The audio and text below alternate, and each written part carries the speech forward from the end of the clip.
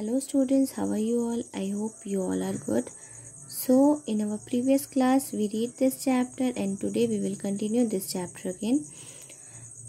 इससे पहली क्लास में हमने ये चैप्टर पढ़ा था पाठ 2 सबसे अच्छा बस्ता। आज हम इसी चैप्टर को कंटिन्यू करेंगे। तो सबसे पहले हम क्या करेंगे, रीडिंग करेंगे और हार्ड वर्ड्स को अंडरलाइन करेंगे। इन पेज नंबर 10 हम कहाँ से शुरू करेंगे, यहाँ से। उससे मक्खियाँ, नाउ नेक्स्ट पेज नंबर 11 सता रही थी। वह लोगों से विनती कर रही थी कि कोई उसके घाव को कपड़े से ढक दे जिससे उसे उन दुष्ट मक्खियों से छुटकारा मिले, परंतु कोई उसकी विनती पर ध्यान नहीं दे रहा था। हम यहाँ पे क्या अंडरलाइन करेंगे, ध्यान अंडरलाइन करेंगे। अच्छा, हमने जैसे पढ़ा था कि रानी नाम की एक लड़की थी, उसकी पाठशाला में उनके अध्यापिका ने क्या कहा था कि वो एक दिन सबका बस्ता देखेंगे, यानी कि स्कूल बैग देखेंगे और जिसका बस्ता सबसे अच्छा होगा उसे क्या मिलेगा, इनाम मिलेगा। और फिर जिस दिन बस्ता देखने वाले थे उस दिन क्या होता है कि रानी जब स्कूल जाती रहती है, पाठशाला जाती रहती है, तब रास्ते में बुढ़िया देखती है जिसके शरीर से खून बहता रहता है और उसे ढेर सारी मक्खियाँ सता रही होती है।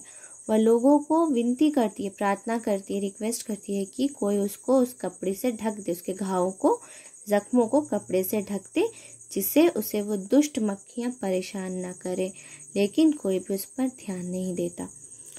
रानी ने जब बुढ़िया की ओर देखा तो उसे बड़ी दया आई। घर पास होता तो दौड़कर कोई कपड़ा ले आती, परंतु वह घर से बहुत दूर आ चुकी थी। सहसा उसकी दृष्टि अपने नए और सुंदर बस्ते पर पड़ी। उसने जल्दी अपने बस्ते से पुस्तकें निकाल ली और उसके टाके खोलने लगी। अब वह बस्ता नहीं रहा, एक बड़ा सा चौकोरनुमा कपड़ा दिखने लगा। रानी ने आगे बढ़कर उस कपड़े को बुढ़िया के घाव पर डाल दिया। हम यहाँ पे क्या अंडरलाइन करेंगे, दृष्टि अंडरलाइन करेंगे। अच्छा, क्या हुआ, जब रानी ने बुढ़िया को देखा तो उसे बड़ी उस पर दया आई, उसे बहुत दुख हुआ।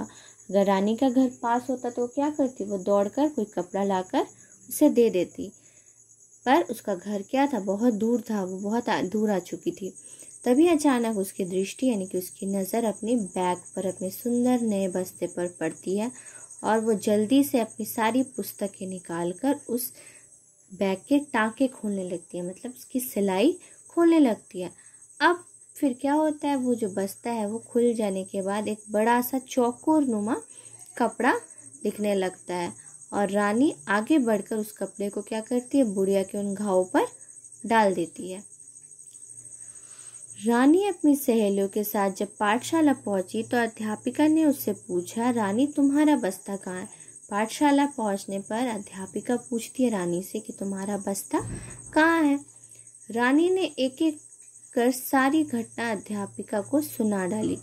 सारी कहानी सुनने के बाद अध्यापिका ने कक्षा में घोषणा की कि इनाम पाने की अधिकारी रानी है, क्योंकि रानी ने किसी असहाय की सहायता की है, इसलिए उसका बस्ता ही सबसे अच्छा माना गया है। यह कहकर अध्यापिका ने रानी की पीठ थपथपाई और अलमारी से एक सुंदर गुड़िया निकालकर इनाम के रूप में रानी के हाथों में थमा दी। हम क्या अंडरलाइन करेंगे, घोषणा। अच्छा, क्या होता है, ऐसा सुनने पर, ऐसा बोलने पर रानी अध्यापिका को सब बता देती है कि उसके साथ क्या हुआ।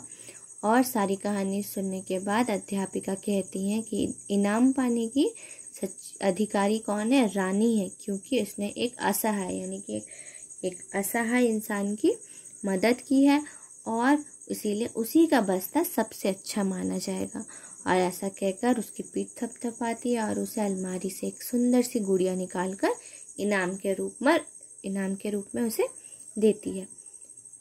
किसी भी वस्तु की अच्छाई उसकी सुंदरता में नहीं, बल्कि यदि वह वस्तु किसी अच्छे काम में आए तभी वह सुंदर मानी जाती है।